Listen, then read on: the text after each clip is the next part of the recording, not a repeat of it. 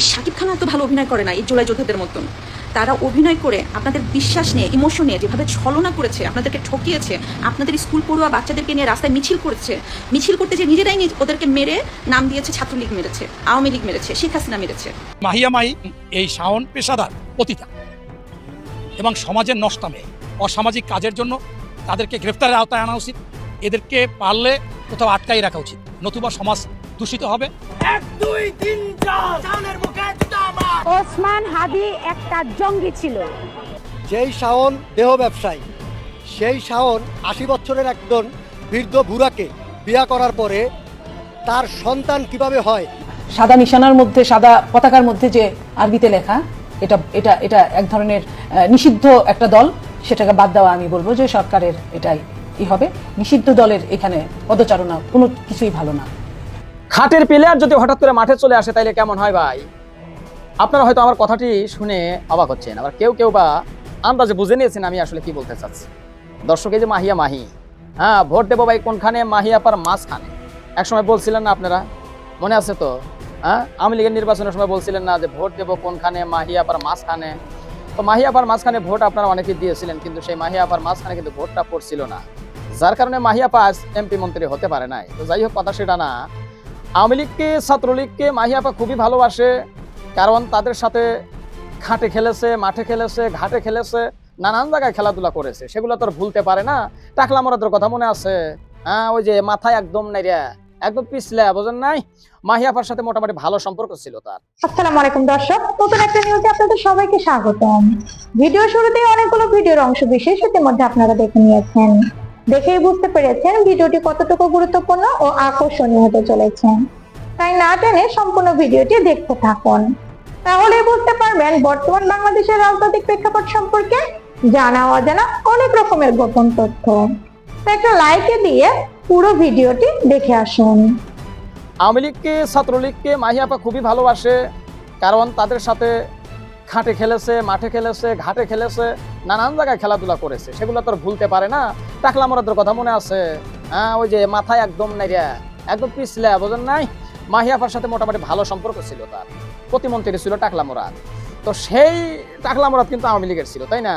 তো এখন তো আর তারা নাই, তারা সবাই তো মনে করেন নিরুদ্দেশ হয়ে গেছে। কিন্তু এই মাহিয়া মাহি, তাকে তো আর কেউ মনে করেন যে কাছে টানে না, তাকে তো আর কেউ খাটেও ডাকে না, মাঠেও ডাকে না, ঘাটেও ডাকে না। কারণ বর্তমান সরকার যারা রয়েছে তারা তো ওই লেভেলের না, আবার বিরোধী দল যারা রয়েছে তারা তো ওই চিন্তা ভাবনা করে না। কিন্তু ঘটনা ঘটছে, আগে তো আওয়ামী লীগের লোকজন ওইগুলো নিয়ে থাকছে।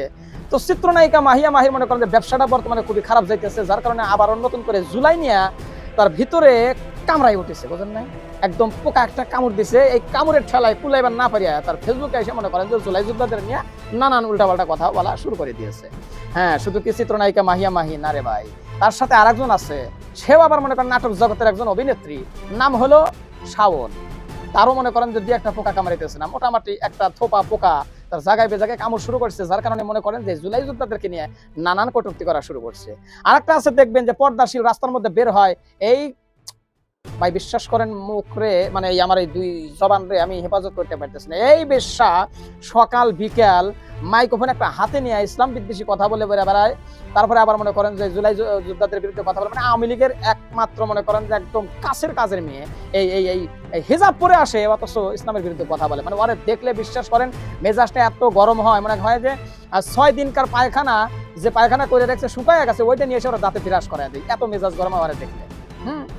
তো যাই হোক, এই একটা বিষয়। আর একটা বিষয় রয়েছে, বর্তমানে একজন সংসদ সদস্য বা এমপি, তিনি হলো নীলুফার চৌধুরী মনি। এই নীলুফার চৌধুরী মনি, ইতিমধ্যে আপনারা দেখেছেন, এই যে দেশের মানে খেলা শুরু হয়েছে না, আর্জেন্টিনা, ব্রাজিল, এগুলো মানুষ সাপোর্ট করে, বাংলাদেশের মানুষ সবাই শখ করে পতাকা টানায়। হ্যাঁ, বাড়ির উঠানে, গাছের সাথে বা মাঠে, ব্রিজে, যে যেখানে পারছে পতাকা টানায় নিজের একটা আনন্দ উল্লাস করতেছে। তো ইসলাম প্রিয় মানুষ যারা রয়েছে, যারা ইসলামকে ভালোবাসে, যারা মুসলিম তৌহিদি জনতা, তারা আবার এটাকে দেখে মানে খ্রিস্টান দেশকে ভালো না বেসে তারা কালেমার পতাকা উত্তোলন করছে বাংলাদেশে। কিন্তু এই নীলুফার মনি চৌধুরী, এনার এটা ভালো লাগতেছে না। কালেমার পতাকা নাকি এই দেশে নিষিদ্ধ, আর যারা লাগাইতেছে তারাও নিষিদ্ধ। তাহলে বুঝতে পারছেন, মুসলমানদের দেশ, অথচ মুসলমানদের তৌহিদি কালেমা লা ইলাহা ইল্লাল্লাহু মুহাম্মাদুর রাসূলুল্লাহ, যেটা না পড়লে একটা মানুষ মুসলমানই থাকে না, অথচ এই জিনিসটা নাকি তার আবার পছন্দ হয় না। এই জিনিসটার কারণে তার খুব অ্যালার্জি আছে, তাহলে বোঝেন অবস্থা। শাওনকে বলতেছেন শাওন সিডিআই, কেউ কেউ আবার ফলান্তির ছবি দিয়া শাওনকে কিভাবে সিডিআই করতে হবে এইগুলো, আবার শাওন একা কিভাবে সিডিআই করবে এইগুলো নিয়েও কন্টেন্টে কমেন্টসে আসতেছে। আমি তাদের অনুরোধ করে বলতেছি, আপনি এগুলো কেন বলতেছেন? শাওন তো এটাই চাইছিল। কেন বললাম দেখেন, একটা গল্প বলি। গল্পটা হলো, একজন যৌন কর্মী ছিল, মানে ব্যবসা যাকে বলে আর কি। তো এই মহিলা জওয়ানকালে প্রচুর কাস্টমার আসতো তার কাছে, প্রচুর পয়সা কামাইতো, প্রচুর পরিচিতি ছিল, প্রচুর ভালোবাসা পাইতো মানুষের কাছে। তখন একসময় যখন উনি বৃদ্ধ হয়ে গেলেন, তখন তার কাছে কেউ আসে না। তখন তার মধ্যে একটা জেদ, যে আমি জওয়ানির সময় এত মানুষকে খুশি করলাম, এত মানুষ আমার জন্য পাগল ছিল, এখন আমার মানে আমি বৃদ্ধ হয়েছি বলে আমার কাছে কেউ আসবে না, আমি যেটা বাইরে নিতে পারতেছি না। তো কী করতে হবে? আমাকে আমার প্রতি মানুষকে আকর্ষিত করতেই হবে। কি করে করবে? তার মাথায় একটা বুদ্ধি আসলো। সে যে এলাকায় থাকতো, যে বড় রাস্তার মধ্যে যে একদিন রাত্রেবেলায় সে মল ত্যাগ করে আসলো, মানে হাগু দিয়ে আসলো। ভোরবেলায় পথচারীরা যখন যাচ্ছে, কারো পায়ে সেই ময়লা লাগছে, লাগার পর পায়ের মধ্যে লাগার পরে সে গালি দিতেছে, কোন এটা করছে? ওরে সিরিয়াই। যার পায়েই লাগে সেই একই কথা বলে, যে অমুক মাকে এটা করছে তারে। এইটা শুই না বুড়ি খুব খুশি, যে ঠিক আছে, তোরা তো আমার কাছে আসবি না, তোরা এবার আমাকে নিয়ে আলোচনা করতেছস। এইটা পাইয়েই সে শান্তি পাচ্ছিল। ঠিক এই জিনিসটা করছে এই শাওন। কেউ তো যায় না, বুড়ো হয়ে গেছে গা, জামাই নাই ঘরে, তার যে কি পিছনের কেলেঙ্কারি আমরা সবাই জানি। আপনারা এটা অনেকেই শুনছেন, আমিও একটা কন্টেন্টে বলছি। উনি যখন হুমায়ুন স্যারকে নিয়ে নিউ ইয়র্কের ট্রিটমেন্টে গেছিল, হুমায়ুন স্যারকে বাসায় রেখে উনি পার্টিতে যাইতেন, এরকম প্রমাণ বহু আছে। এবং একদিন হুমায়ুন স্যার তারে না পাইয়া আপনার সিঁড়ির থেকে পইরা উইন্ডো টুয়ে হসপিটাল চলে গেছে। এই হলো সেই আমাদের শাওন ম্যাডাম। তা উনি এই যে লেখছে জুলাই সিরিয়াই, এটা লেখছে ওই বুড়ির কথা চিন্তা করে। ওই বুড়িকে যখন কেউ পাত্তা দিচ্ছিল না, তখন সমস্ত মানুষই তাকে নিয়ে আলোচনা সমালোচনা করতেছিল, তাকে গালাগালি করতেছিল। এইটাই সে চাইছে এবং সে সাকসেস। সুতরাং আপনারা কেউ ভুলেও লিখবেন না শাওন সিডিআই লেখা তাকে আপনারা প্রমোট করতেছেন। ও তো লিখবেই, ও তো সেই অনেক দিন থেকে এই জুলাইয়ের পিছনে লেগে রয়েছে। আপনারা জানেন ওর মেয়ের জামাই আসিফ নজরুল যখন ছিল, তখন সে কি করছে।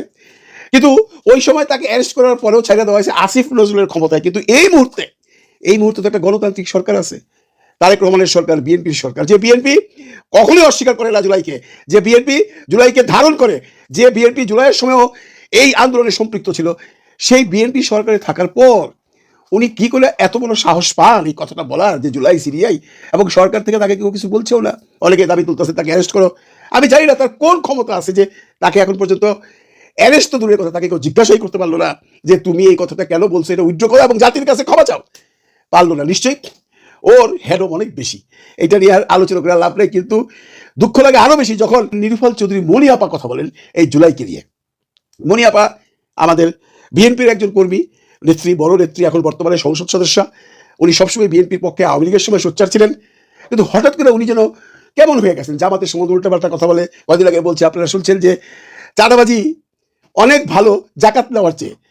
উনি হাদির সম্পর্কে মন্তব্য করছেন, হাদি একটা গিনিপিগ। এই ধরনের অনেক মন্তব্য কইরা সে আসলে আলোচনায় ছিল। এবং অনেকেই এখন বলতেছেন নীলুফার আজকে যে কথাটা বলছে একটা টক শোতে যায়, যে এই যে আন্দোলনটা হয়েছে, এই যে স্নাইপার রাইফেল বা এই যে গোলাগুলি হয়েছে, এগুলো সে বিশ্বাস করে না, এগুলো হয় নাই।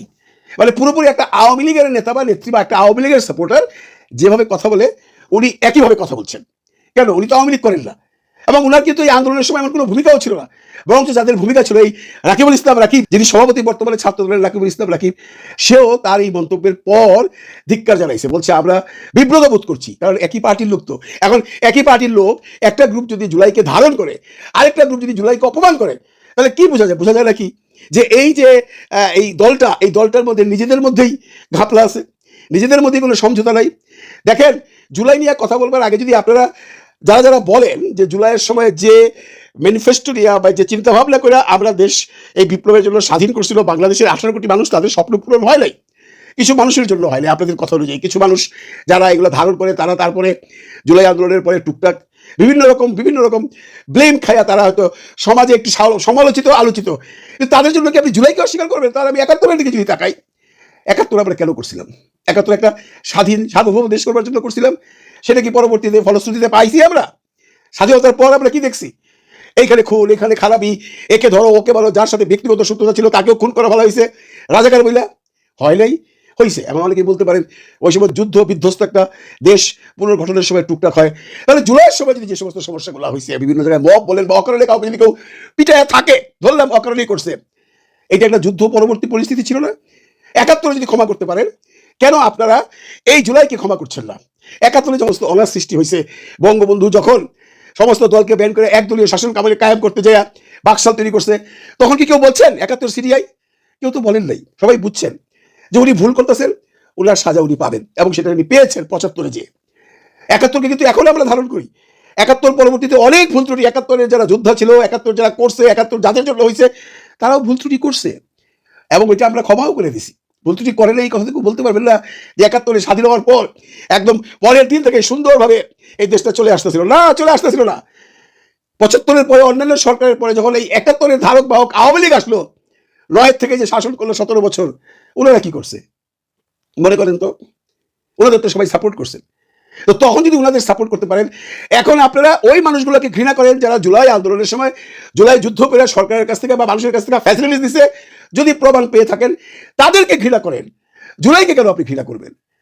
জুলাই তো কোনো ব্যক্তিগত সম্পত্তি নাই। 2-4টা মানুষ যদি উল্টাপাল্টা কইরাও থাকে, আমি জানি না কে করছে কে করে নাই, কারণ কোনো প্রমাণ আজ পর্যন্ত কেউ দিতে পারেন নাই যে অমুক জুলাই যুদ্ধ অমুক জায়গায় এত কোটি টাকা বাড়ছে, অমুক উপদেষ্টা জুলাই যুদ্ধ তাই এলাকায় টাকা নিয়ে গেছে। এগুলো সবই আমরা শুনতেছি, কিন্তু কেউ কি কোনো প্রমাণ দিতে পারছেন আজ পর্যন্ত? যখন প্রমাণ দেবেন তখন ওই মানুষটিকে ঘৃণা করবেন। আপনি তো একটা আন্দোলনকে ঘৃণা করতে পারেন না। আমি এটা এই জন্য বললাম যে শাওনের এখানে যাও দেখলাম এবং মনির এখানে যাও দেখলাম, একটা গ্রুপ জুলাইকে অস্বীকার করতে চায়। এরা কারা আমরা জানি, এরা আওয়ামী লীগের। আওয়ামী লীগ তার জায়গায় ঠিক আছে, সে তো অস্বীকার করবে, কারণ তারা এখনো বিশ্বাস করে না যে এই আন্দোলনটা বাংলাদেশের 18 কোটি মানুষের স্বতঃস্ফূর্ত আন্দোলন ছিল। তাদের কথা এই আন্দোলন ইউনূস সাহেব মেটিকুলাস ডিজাইন করে হাসিনারে সরাইছে। এগুলো বলে লাভ নাই ভাই। কোনো মেটিকুলাস ডিজাইনে কোনো সরকারকে সরাইতে পারে না যদি জনগণ তার পিছনে না থাকে। ওই সময় এই 18 কোটি মানুষ এই আন্দোলনের পিছনে ছিল এবং হাসিনা সরকার পতনের পক্ষে ছিল, এর জন্য সাকসেস হয়েছে। যদি এই শাওনকে 24 ঘন্টার ভিতর তারেক রহমানের সরকার গ্রেফতার না করে তার বাসার সামনে গিয়ে বাসা থেকে নামিয়ে জুলাই বিরোধী এই সন্ত্রাসীকে বিচারের মুখোমুখি করবো ইনশাআল্লাহ। এই শাওন সেই ব্যক্তি যিনি আসিফ নজরুল যখন ইন্টারিমে দায়িত্ব ছিল, ইন্টারিমে থাকাকালীন সে জুলাইয়ের পক্ষে থাকার নাটক করেছে, আর এই শাওনরা তখনও জুলাইয়ের বিরুদ্ধে লাগাতার বক্তব্য দিয়ে গেছে। আমরা বলতে চাই, এদের পিছনে কোন এমন শক্তি জড়িত যারা দেশের বিরুদ্ধে, বর্তমান সরকারের বিরুদ্ধে, জুলাইয়ের বিরুদ্ধে সিডিআইয়ের মতন নগণ্য কথা বলতে পারে, অথচ সরকার তাদেরকে এখন পর্যন্ত গ্রেফতার করে নেওয়া অত্যন্ত লজ্জাজনক।